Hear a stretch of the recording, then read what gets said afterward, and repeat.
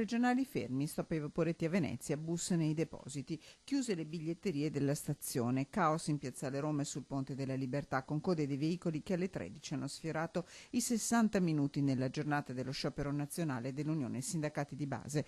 A Mestre i lavoratori sfilano in corteo sino al centro. Oggi sciopero nazionale perché Renzi rottamotore sul sale. Chiedono le dimissioni del governo, contestano la riforma del lavoro, il Job Act. I più arrabbiati, i lavoratori della CTV. Nella navigazione lo stop sfiora il 60%, per il trasporto su gomma l'80%. Ne accorcia il salario, non che si aumenti da 10 anni a sta parte, lavoriamo sempre come musi.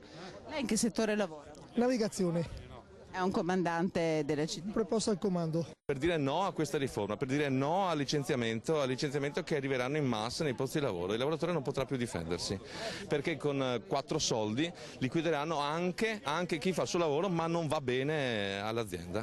Quanti anni sta lavorando lei? Beh, praticamente col militare dai 19, cioè 59 e devo andare coi 44 e non ci siamo. Non ci siamo proprio, io non ho più voglia di guidare il pullman, dico la verità. Riteniamo che questo governo non sia altro che la fotocopia degli altri governi e sta producendo gli effetti devastanti di aumentare la disoccupazione, di non dare lavoro. Fermi anche i lavoratori della scuola, del commercio, le poste, fermi anche fino a domenica i dipendenti di un caffè di Piazza San Marco. Tra 24 ore a Roma la CGIL scenderà in piazza per difendere l'articolo 18. Manifestazione a Roma in sostegno dell'articolo 18.